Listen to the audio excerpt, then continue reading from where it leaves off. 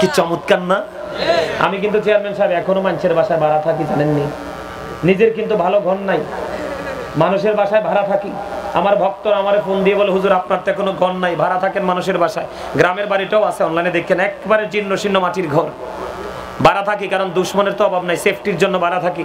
হুজুর আপনি মসজিদ কেন করলেন? আমি কইছি ভাড়া বাসায় থাকলেও আজরাইল আইবো, নিজের ঘরে থাকলেও আজরাইল আইবো। কিন্তু আমি চিন্তা করছি ওইটা যেদিন জানতে পারলাম যে দুনিয়াতে ছোট হোক বড় হোক, মসজিদের ওযুখানা হুজরাখানা সবকিছু মিলাইয়া পরিপূর্ণ একটা মসজিদ তুমি বানাও, বা অথবা শুধু মসজিদটা বানাও, যেটাই করো, নবীজি বলেছে তোমার জন্য জান্নাতে ঘর বরাদ্দ আছে। সেই প্রেমে পড়ে করে ফেলেছি। আমিন কইতেন না? চেয়ারম্যান সাহেব আপনি কষ্ট পাইয়েন না, আসলে আমার একলা যখন ভাবি তোমায় নিয়ে,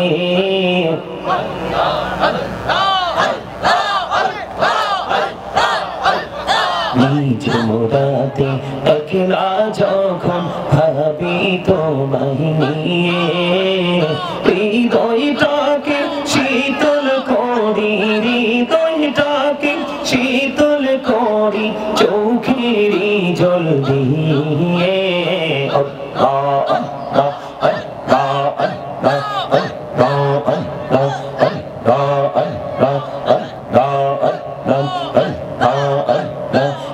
পৃথিবী বড়ই নিঠুর, নেই তো ভালোবাসা।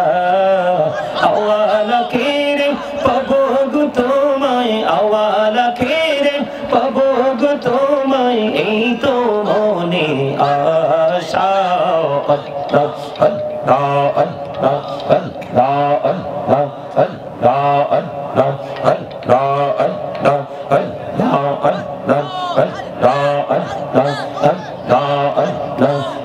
নামেতে এত মধু, এই নামেতে এত মধু, জাহানিনি তো আগের দয়াল, জাহানিনি তো আগে। যতই জপি নামটি তোমার, যতই জপি নামটি তোমার, ততই মধুর লাগে দয়াল, ততই মধুর লাগে।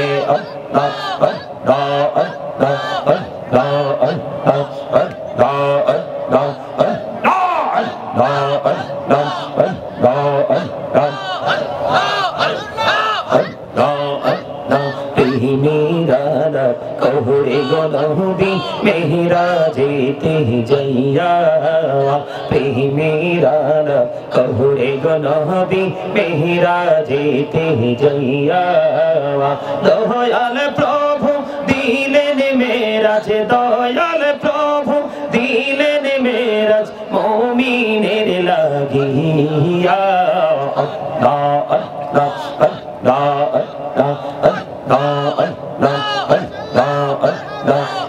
নামেতে এত মধু, এই নামেতে এত মধু, জাহানিনি তো আগের দয়াল, জাহানিনি তো আগে।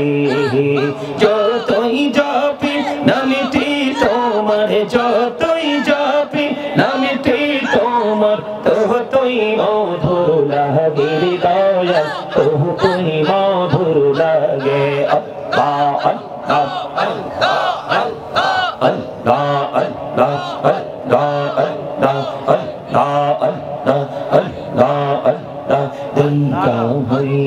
আল্লাহরে ওলি রসুল আজম নামজার শোনে, দাইকা হইলেন আল্লাহরে ওলি রসুল আজম নামজার শোনে।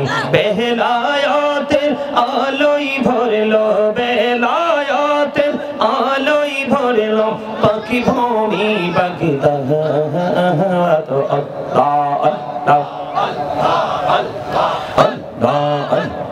দাইকা হইলেন আল্লাহর ওলি শাহজালাল নামজার শোনে, দাইকা হইলেন আল্লাহর ওলি শাহজালাল নামজার শোনে।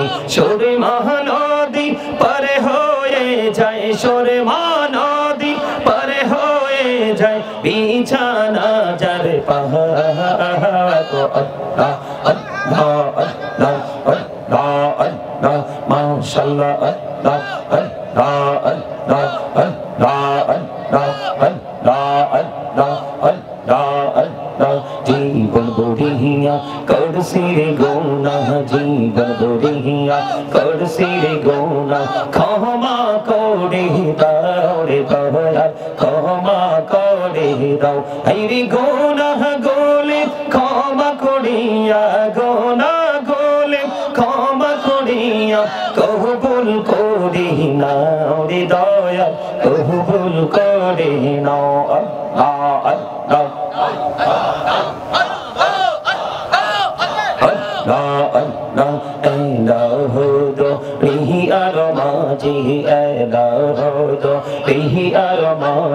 কিসের করো খেলা পিছের দিকে চাইয়া দেখো পিছের দিকে চাইয়া দেখো ডুবে যাই তোর রেহলা রে আল্লাহ আল্লাহ আল্লাহ আল্লাহ আল্লাহ আল্লাহ প্রাণে বহরিয়া ডাকরি বান্দা প্রাণে বড়িয়া হারাত হায়রে প্রাণ বড়িয়া ডাকিলে রে বান্দা প্রাণে বড়িয়া ডাকিলে রে বান্দা গহনা করবো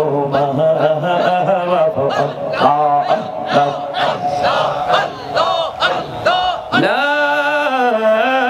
ইলাহা ইল্লাল্লাহ মুহাম্মাদুর রাসূলুল্লাহ সাল্লাল্লাহু আলাইহি ওয়াসাল্লাম।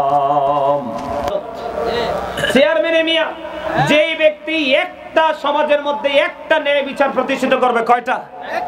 কথা বলেন না কেন, কয়টা? একটা ন্যায় বিচার প্রতিষ্ঠিত করবে, সে যেন 80 বছরের ইবাদতের চাইতে উত্তম কাজ করবে। আপনি চেয়ারম্যানকে ছোট করে দেখবেন কি করে? চেয়ারম্যান সাহেবকে ছাইরা দেবো, কমিটির লোকের একটা আবদার আছে। আবদার আছে কি? আমারে তারা আসার সময় আমি তাদের সাথে রাগ করছি, আমার মাইক দেওয়ার কথা 10টায়। আপনাদের রাস্তা যে এত নষ্ট আমি জানতাম না। আপনার 2.5 ঘন্টা সময় লাগছে একটা প্রাইভেট কারে করে। আপনি চিন্তা করেন কেমন জঘন্য রাস্তা। 2.5 ঘন্টা আমি ঢাকা যাইতে লাগে না। কুমিল্লা থেকে আইছি পাক্কা 2 ঘন্টা 22 মিনিট লাগছে। আপনাদের এখানে আমি ঘড়ি ধরে আসছি, ড্রাইভার এমন না বলে জ্যামে টেমে পড়ছে। আমি যে 10টা বাজে আসতে পারিনি, লজ্জায় মরে যাচ্ছি।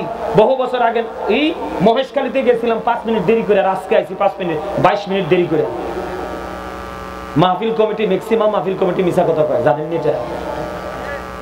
হ্যাঁ হাসে। ওই আমার এই পিচ্ছিটা সবসময় কয় হুজুর মাহফিল কমিটি মিনিমাম 20 কিলোমিটার চুরি করে। কয় কিলোমিটার? মিনিমাম 20। চেয়ারম্যান সাহেব মিনিমাম 20 কিলোমিটার চুরি করে। হুজুর ওই তো সামনে আইয়েন, আইতে আইতে দেখি গাড়ির এক দাগ গ্যাস শেষ। 25 কিলোমিটার যাওয়া যায় এক দাগ গ্যাস দিয়ে। আজকে যদি আমার সকালেও কইতো, আমি এক আল্লাহর রহমতে মসজিদ ভিতর বাহির কমপ্লিট করে 5 মাসে কমপ্লিট করে জুমা চালু করে দিচ্ছি। আপনি একজন প্রতিনিধি হিসাবে আমার আপনার কাছে অনুরোধ থাকবে, আমার আলোচনার মাঝখানে আপনি চেয়ারম্যান সাহেব বিদায় দিব, কারণ আপনাদের এই মুহূর্তে জনগণের পাশে থাকা সবচেয়ে বেশি গুরুত্বপূর্ণ কাজ।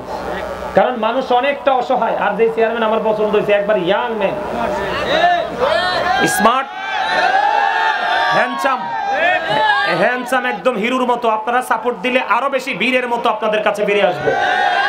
আমি ওনাকে খুশি করার জন্য বলছি না, মিয়া লান্ডুরা মান্ডুরা এডি মিয়া চেয়ারম্যান বানায়েন না, এডি আটতে পারে না। চেয়ার তো উঠতে 5 মিনিট আসে, এই 5 মিনিট একজন দম থাকিব।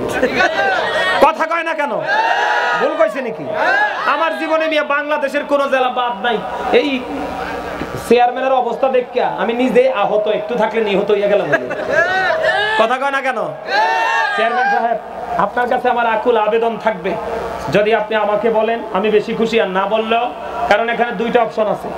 আমি আপনাকে বলি, আল্লাহ রাসূল 2টা অপশন দিয়েছে। একটা অপশন হলো দানটা তুমি এমন ভাবে করো, আরে আজকে যে মজার ওয়াজ লয়েছি রাত জাত কোন লাগে শেষ করে যাবো, রাজনী।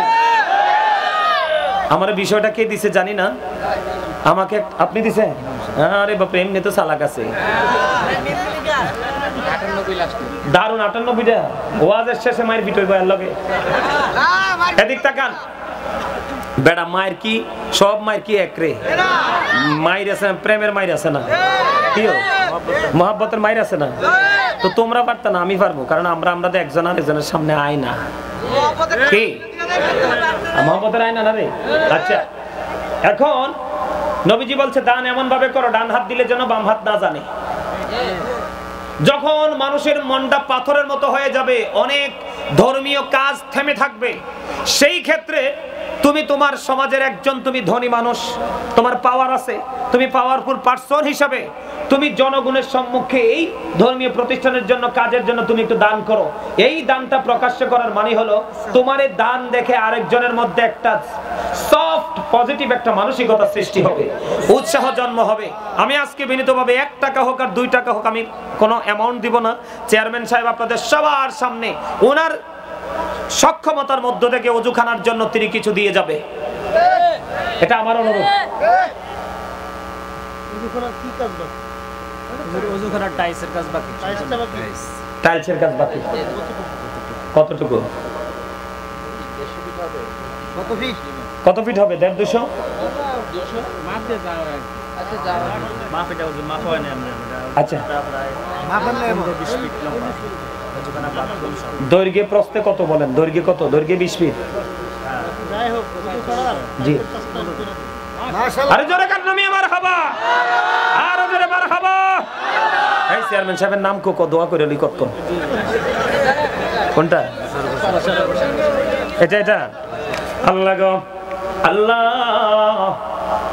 আমাদের এই চেয়ারম্যান সাহেব আজকের প্রধান মেহমান জনাব মোহাম্মদ মোশাররফ হোসেন ভারপ্রাপ্ত চেয়ারম্যান 8 নং কাদলা ইউনিয়ন পরিষদ আল্লাহ তিনি চাইলে চলে যেতে পারতো আল্লাহ গো আমি অদম গুনাহগার আজকের মাহফিলের প্রধান বক্তা হিসেবে সম্মান করে বলেছে অনুমতি চেয়েছে চলে যেতে হবে ইয়া রাব্বাল আলামিন তিনি সম্মান প্রদর্শন করেছে আমি ওনার কাছে আবদার করেছি আল্লাহ তোমার ঘর ওই বাইতুল্লাহতে ইবাদত করার জন্য আগে যেই কাজটা প্রয়োজন ওযু পবিত্রতা কারণ পবিত্রতা ছাড়া নামাজ কবুল হবে না এই পবিত্রতার জন্য আজকের প্রধান মেহমান চেয়ারম্যান মোশাররফ হোসেন সাহেব এই ওযুখানার জন্য যতগুলো টাইলস লাগবে সবগুলো দিয়ে কমপ্লিট করে দিবে জোরে জোরে কোন মারহাবা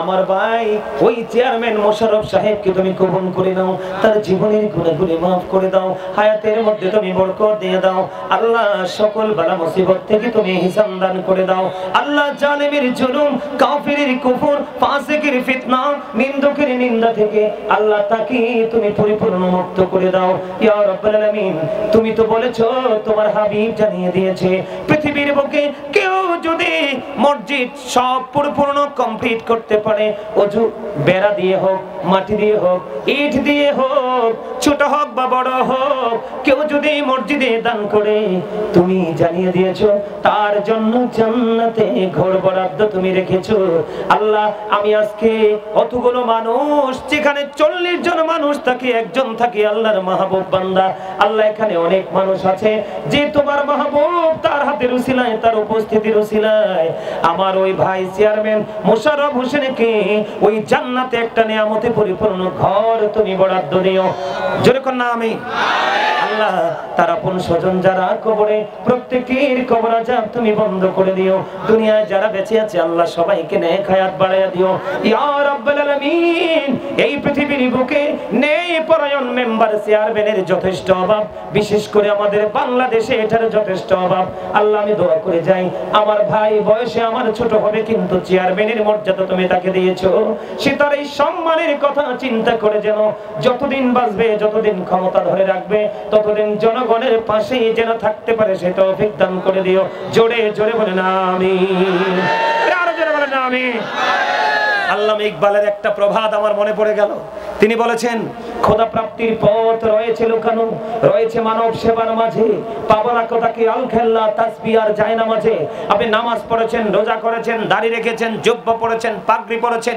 কিন্তু সৃষ্টির সেবায় নিজেকে নিয়োজিত করতে পারেন নাই আপনি সহজে আল্লাহকে পাবেন না কথা বলেন আমি মন থেকে ভাইজান আপনাকে খুশি করার জন্য বলছি না আমি বলবো আপনি 100% সাকসেস কারণ এইরকম মন মানসিকতার লোক পাওয়া খুব মুশকিল ঠিক কিনা বলেন আপনি যে আমি অনেক খুশি আমি আপনাকে মনে রাখবো কারণ কি জানেন উনি যে কাজটা করেছে এটা নিজের জন্য করেছে। এদিক তাকান, আব্দুল্লাহ ইবনে মাসউদ রাদিয়াল্লাহু তাআলা আনহু থেকে হাদিসখানা বর্ণিত, বুখারী এবং মুসলিম শরীফের মধ্যে এসেছে হাদিসখানা। আমার নবীজি একদিন সাহাবায়ে কেরামকে বলতে লাগলেন, তোমাদের মধ্যে এমন কি কেউ আছো যে নিজের সম্পদের চাইতে ওয়ারিসের সম্পদ বেশি পছন্দ করো? সাহাবীরা বললেন, ইয়া রাসূলুল্লাহ, না, আমাদের মধ্যে এমন কেউ নাই। তখন আমার নবীজি আবার পুনরায় বললেন, তুমি ইন্তেকাল করার আগে আল্লাহর সন্তুষ্টির জন্য যা দান করে যাও এগুলো সব হলো তোমার নিজের সম্পদ, আর যা তুমি রেখে যাও তা ওয়ারিসের সম্পদ। তুমি মরার পরে যদিও তোমার সম্পদ আর মালিকানা চলবে, যা দান করে যাবে এগুলাই তুমি তোমার মালিকানায় থাকবে, পাবে। জোরে জোরে সুবহানাল্লাহ। নোট করে রাখেন, ওই নোটটা লেখেন না, এটা তো দেখছি লেখছে না তো কেউ। আমাদের চেয়ারম্যান সাহেবের লেখাটা সুন্দর করে লেখেন। আমি অন্তর থেকে দোয়া করে দিলাম, এবং ওনার কথা, আমার যে কথার দাম রেখেছে, আল্লাহ রাসূলের প্রেমে তিনি বিশ্বাস করেছে, এটা সবচেয়ে বড় নেয়ামত। সারা জীবন আমল করে আপনি জান্নাতে যেতে পারবেন না, একটা কাজে আল্লাহর প্রিয় হয়ে যাবে, এটাই আপনাকে নিয়ে যাবে পরিপূর্ণ নিয়ামতের জায়গায়। সুবহানাল্লাহ, আর যারা বলেন সুবহানাল্লাহ। তাই যতটুকু লাগবে আমাদের চেয়ারম্যান সাহেব দিবে, ওনাকে আপনারা ইনফর্ম করবেন আগে থেকে, ঠিক আছে? আসলে কোটি টাকার মালিক হওয়া লাগে না দান করার জন্য, এটা জানেননি? শুধু মানসিকতা দরকার। আমার কথা কয় না, শুধু মানসিকতা। আপনারা অনলাইনে দেখবেন, আমার একটা পেজ আছে, মাওলানা গাজী সুলাইমান আল কাদরি পেজ, আপনারা দেখেন কিনা জানি না। এই পেজের মধ্যে আজকে 3-4 দিন হয় একটা ভিডিও আসছে। কি আসছে? ভিডিও আসছে একটা। মুন্সিগঞ্জে গেছিলাম কত তারিখ না, গত 3 দিন আগে মুন্সিগঞ্জে গেছিলাম। আপনাদের এই প্রোগ্রামটা, এই প্যান্ডেলটার 5টা-6টার সমান হবে না জামাল? দেখছেন মানুষ, আমি অবাক হয়ে গেছি যে ঢাকা শহরের মানুষ এত ইসলাম প্রিয় হলো, তাও সুন্নিয়তের মাহফিল। নবীর প্রেমিকদের যেই, মানে কি বলবো, যেই ছেলেটা মাহফিলটা করাইছে, ছেলেটার চেয়ারম্যান সাহেব এত টাকা পয়সা নাই, এত ধনী না, কিন্তু আশেপাশে অনেক কোটি কোটি টাকার মালিক আছে। পরে খবর নিয়ে দেখলাম যে ওই ছেলেটার এত অর্থ নাই, কিন্তু ছেলেটার কলিজা ভরা প্রেম। হুজুর আমি নাম লেই কোত্থেকে জানি টাকা চলে আসে। মারহাবা কয় না? এইবারের প্রোগ্রাম, এবার 8তম প্রোগ্রাম হয়েছে, ওই যে এটা পাইছেন? ওরে বাবারে বাবা, পাগলাই না রে। দেন চেয়ারম্যান সাহেবকে দেয়। চেয়ারম্যান সাহেব একটু দেখেন আমার কথাটা ভুল কিনা। তারপরও প্র্যাকটিক্যালি যেহেতু নিয়ে আসছে, দেখছেন? দেখেন, আপনারাও দেখেন একটু। শেষ পর্যন্ত মানুষ দেখি নাই, আমি শেষ পর্যন্ত মানুষ দেখতে পারি নাই। প্যান্ডেল ফিল আপ হয়ে রাস্তার বাইরে যে পুরা লোকে লোকারণ্য হয়ে গেছে। তো কেন বললাম এই এক্সাম্পলটা? ছেলেটা কয়, হুজুর আমার এত টাকা নাই, কিন্তু আমি নাম লেখ থেকে জানি সব হয়ে যায়। এই বছর 8তম করে ফেলছি। তো এই জন্য আপনারা আপনাদের মানসিকতা চেঞ্জ করেন। আমি আপনাদেরকে বলি, আমার নবীজি শিক্ষা দিয়েছে। চেয়ারম্যান সাহেবকে বিদায় দিয়ে দিচ্ছি। আমার নবীজি এক অসুস্থ সাহাবীকে দেখতে গেলেন। খেয়াল করেন আমাদের ইসলাম কত সুন্দর। এই যুবক ভাইরা তোমরা শোনো, নবীজি অসুস্থ সাহাবীকে দেখতে গেলেন। দেখতে যাওয়ার পর ওই সাহাবী বলতেছে, নবী গো, আমার যে সম্পদ আছে আমি সব সম্পদ আল্লাহর রাস্তায় ব্যয় করে ফেলবো। নবীজি বললেন, না। কথা বলো না ভাই, এই যে সাদা মিয়া, কথা কইও না। নবীজি বললেন না। এরপরে বললেন, ইয়া রাসূলুল্লাহ আমি অর্ধেক দান করব। নবীজি বললেন না। খেয়াল করেন। এরপরে বললেন, ইয়া রাসূলুল্লাহ 1/3। নবীজি বললেন, হ্যাঁ এটা করতে পারো। এখন আপনাদের মনে প্রশ্ন আসতে পারে যে হুজুর 2বার বললো না, কেন বললেন রাসূল? আমার নবীজি জানিয়ে দিয়েছে, তুমি যদি সব সম্পদ যদি বিলিয়ে দাও, তোমার সন্তান হয়ে যাবে মিসকিন। তুমি যদি অর্ধেক যদি দান করে দাও, তোমার সন্তান হয়ে যাবে ফকির। এটা কিন্তু ওই সাহাবীর জন্য নয়, যুগে যুগে নবীর উম্মতের জন্য শিক্ষাবন্ধ এই হাদিস। কারণ তুমি ইন্তেকাল পড়ার পরে তোমার সন্তান অন্যের দুয়ারে হাত পাতবে, এটা কখনোই উচিত নয়। এই জন্য তুমি 1/3 দান করো, তোমার সন্তানকেও স্বাবলম্বী করে দিয়ে যাও, এবং তোমার ওপারের বাজারটাও তুমি করে নিয়ে যাও।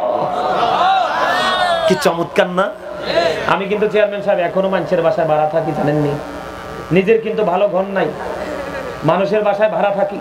আমার ভক্তরা আমারে ফোন দিয়ে বলে, হুজুর আপনার তো কোনো ঘর নাই, ভাড়া থাকেন মানুষের বাসায়। গ্রামের বাড়িটাও আছে, অনলাইনে দেখেন, একবারে জীর্ণ শীর্ণ মাটির ঘর। ভাড়া থাকি কারণ দুশ্মনের তো অভাব নাই, সেফটির জন্য ভাড়া থাকি। হুজুর আপনি মসজিদ কেন করলেন? আমি কইছি ভাড়া বাসায় থাকলেও আজরাইল আইবো, নিজের ঘরে থাকলেও আজরাইল আইবো।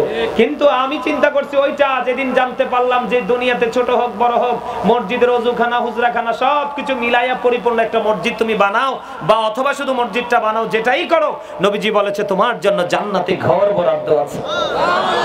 সেই প্রেমে পড়ে করে ফেলেছি। আমিন কইতেন না? চেয়ারম্যান সাহেব, আপনি কষ্ট পাইয়েন না, আসলে আমার ভালো লাগার কারণে এতগুলো কথা বলছি।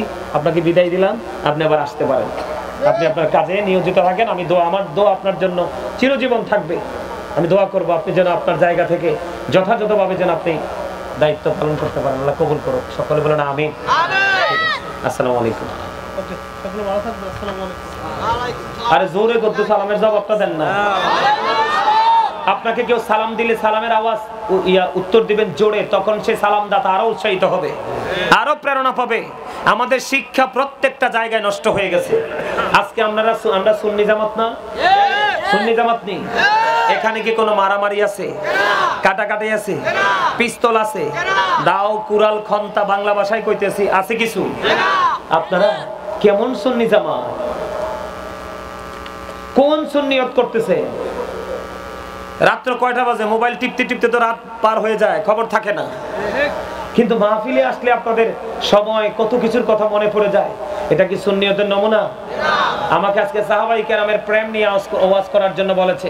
আমি আজকে একটু সাহাবায়ে কেরামের প্রেম নিয়ে বিভিন্ন জায়গা থেকে আলোচনা করব। শুনবেন তো? বলেন। এই যে আমি আপনাদেরকে বলছি আপনারা ভোট খান কেন? এদিকে তাকান। বলছি না যে আপনারা ভোট খান কেন? জিকির করা ফরজ। জিকির করা কি? কথা কয় না। এখন জিকিরের সময় ভোট খাইলেন কেন? 364টা রাত না আছে? আজকে একটা রাতের কিছু অংশ না মকরব, বাকি সময় তো আছে। ভোট খেলেন কেন? কারণ বুঝেন নাই এই জায়গাটা কত নেয়ামতের। আমি বলি, কেউ কি বলতে পারবেন যে আমি নিষ্পাপ? কেউ বলতে পারবেন? এদিকে তাকান। এমন ঘুম ঘুমাইবেন কবরে গেলে এই ঘুমার কেউ ভাঙাবে না, কিন্তু সাজা তো বহাল থাকবে। থাকবে কিনা? বাঁচতেও পারবেন না, মরতেও পারবেন না, পালাতেও পারবেন না। কত সুন্দর পরিবেশ, এখানে বসবেন, একজন আলোচনা শুনবে, গ্রামের সব মানুষ মিলিত হবেন, আবার মিলিত ভাবে যাবেন। কত সুন্দর একটা প্রেমের বাগান না? এই মানসিকতা কিভাবে নষ্ট হলো? এই মানসিকতা কে নষ্ট করলো? কি নিয়ে যাবেন কবরে?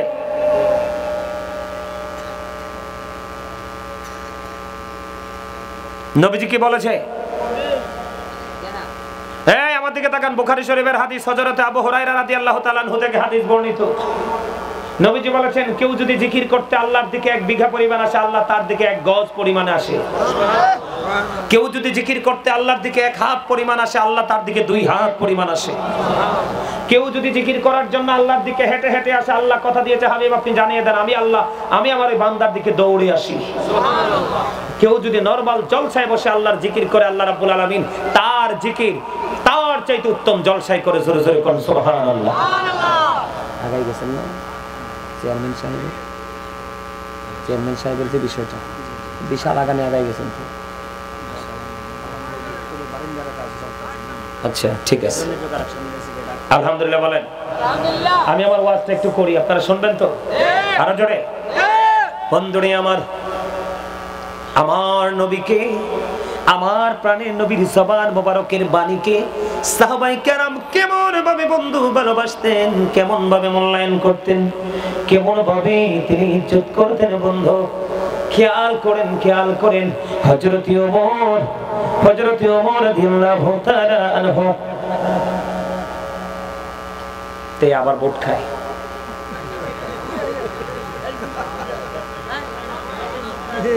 এই আপনারা কেউ হাসছেন না, এটা আমার ব্যাপার। আপনারা সবাই আজকে আমার ছাত্র, আমি আপনাদের টিচার। এটা যদি মনে করতে পারেন তাহলে হাসি আসবে না।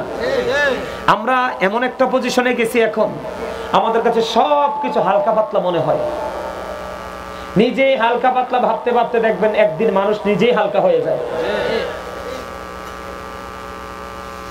এটা তো তার তাকওয়ার খেলাফ। যে ভোট খাইতেছে তার তো খেয়াল তো ভোটে, তার মনে তো কিছু নাই, ঢুকবে না তো। ওয়াজ দিয়ে লাভ হইব কি? আমার সামনে 5 জন থাকলে সারবো, বেশি লাগবে না। এই 5 জন যদি আজকে হেদায়েত নিয়ে যায়, আজকের মাহফিল সাকসেস। নবীজির যে বাণী, নবীজির যে ওয়ার্ডারের প্রতি সাহাবায়ে কেরামের প্রেম কেমন ছিল খেয়াল করেন। হযরত ওমর রাদিয়াল্লাহু তাআলা আনহু বন্ধু, তিনি মনে মনে চিন্তা করলো, আমার জীবনে কোনোদিন আবু বকরকে কোনো আমল দিয়ে আমি হারাইতে পারি নাই। যুবক শাসন খোলার যুবক, তোমরা প্রেম শিখো। নবীকে কেমন করে ভালোবাসেছেন সাহাবীরা তোমরা শোনো। ওমর এমন একজন সাহাবী ছিল যার জীবনে আমল হিসাব করলে আকাশের তারার চাইতেও বেশি হবে। কি হবে? হিসাব করলে আকাশের তারার চাইতেও বন্ধু বেশি হবে রে।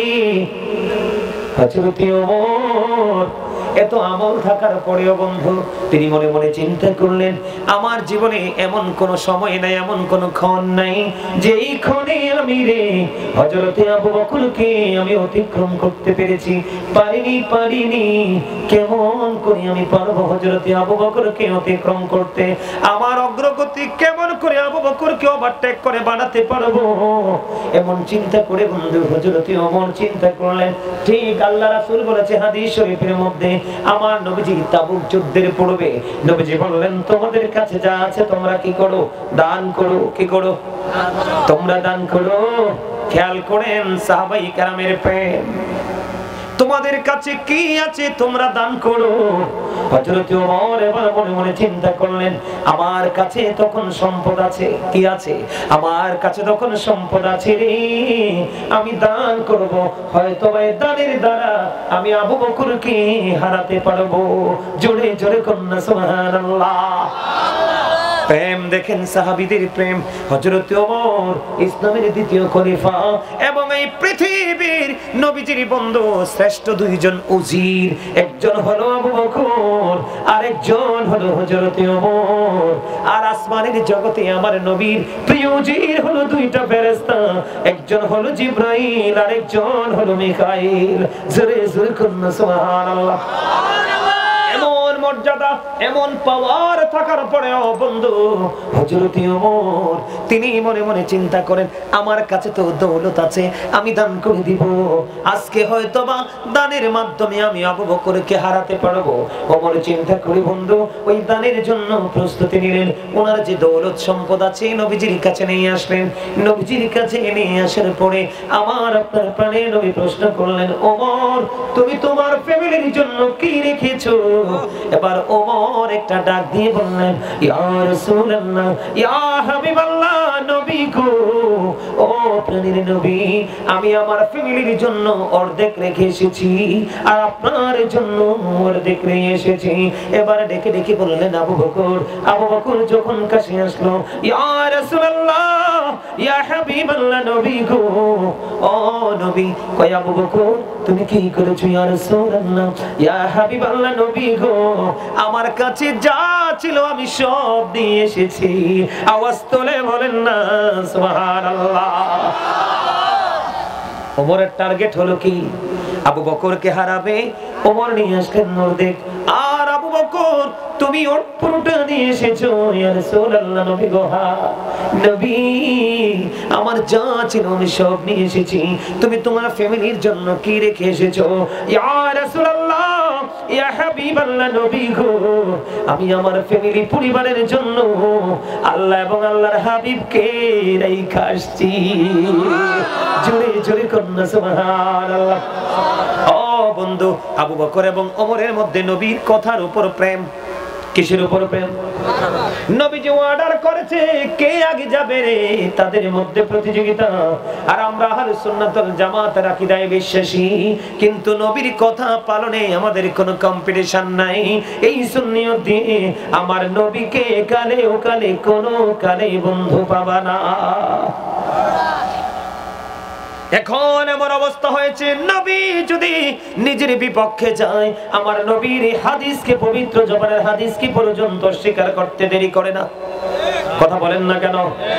এই আবু বকর এবং ওমরের প্রেম দেখে বন্ধু আমি একটা গজল লিখেছি। আমার লেখা, আমার সুর একটু শোনাবো। আপনারা গজল পছন্দ করেননি? আপনারা আমার সাথে যুবক তোমরা একটু গাইবে।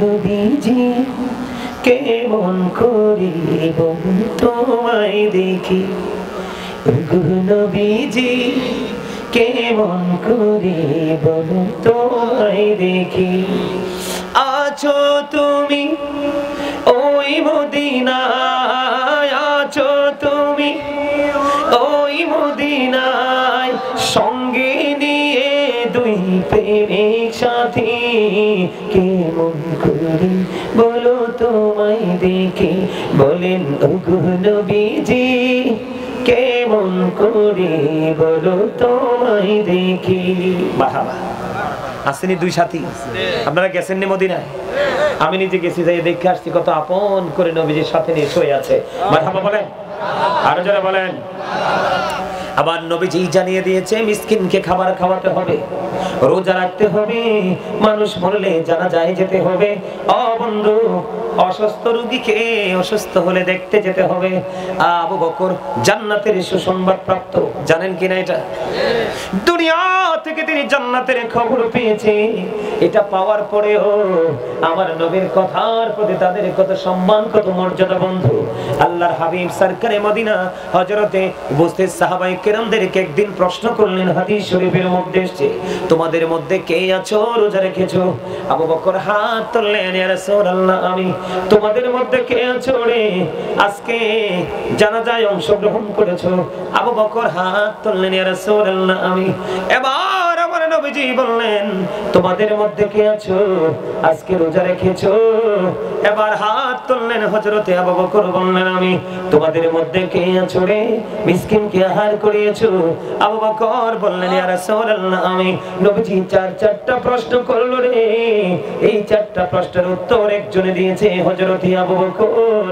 আমার নবীজি একটা সেকেন্ড বন্ধু দেরি করলো না রে এই চারটা উত্তর যখন আবু বকর থেকে আসলো আমার নবীজি একটা ডাক দিয়ে বললেন এই চারটা গুণ যার মধ্যে পেয়েছি সেই তো জান্নাতি জোরে জোরে বলেন না সুবহানাল্লাহ সাহাবায়ে কেরামদের প্রেম আপনি কেমন করে নেবেন রে ও বন্ধু মদিনায় থাকা অবস্থায় নবীজি 27টি যুদ্ধ করেছেন কয়টা আরো জোরে বলেন না 27টি যুদ্ধ করেছে এর মধ্যে বন্ধু একটা হলো উহুদের যুদ্ধ এই উহুদের যুদ্ধে যখন নবীর দুশমনেরা যখন নবীজির দিকে বৃষ্টির মতো যখন তীর নিক্ষেপ করতেছিল বন্ধু হযরতে তালহা রাদিয়াল্লাহু তাআলা আনহু আমার আপনার প্রাণের নবীকে এমন ভাবে বন্ধু চেপে ধরেছে এগুলো কি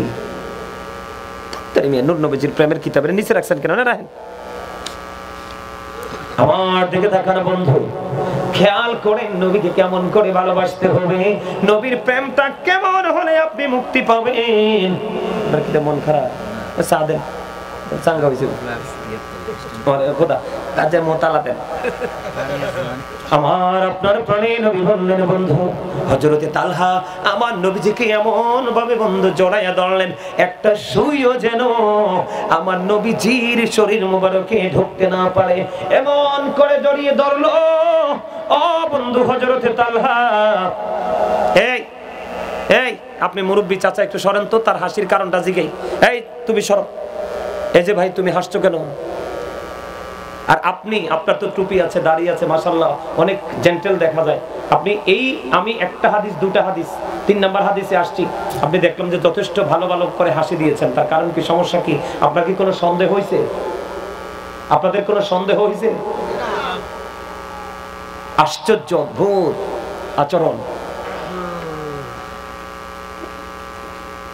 এবার বন্ধু একটা নয় দুইটা নয় একটা করে 70টা তীর বন্ধু ঢুকছে হযরতে তালহার শরীরে একটা নয় দুইটা নয় ও শাসন খোলা পশ্চিম পাড়ার আবার ভাই আবার বাবা রে আমার মা আমার বোনদেরকে দেখে দেখে বলবো হৃদয়ের জানালা খুলে দিয়ে তোমরা শোনো গো একটা নয় দুইটা নয় বন্ধু 10টা নয় 20টা নয় একটা করে বন্ধু 70টা তীর হযরতে তালহার শরীরে ঢুকলো রে একটা বারের জন্য ওহু করেনি আমার প্রাণের নবীকে সেভ করতে পারেছে এটাই হলো তার বন্ধু সবচেয়ে বড় ভালোবাসা সবচেয়ে বড় প্রেম সবচেয়ে বড় সন্তুষ্টি বন্ধু একটা দুইটা নয় 70টা তীরের আঘাতকে হাসতে হাসতে হযরতে তালহা শাহাদাত বরণ করলো কিন্তু একটা বারের জন্য ওহু করে নাই এটার নাম হলো মদিনাওয়ালার প্রেম জোরে জোরে কন্যা সুবহানাল্লাহ নবী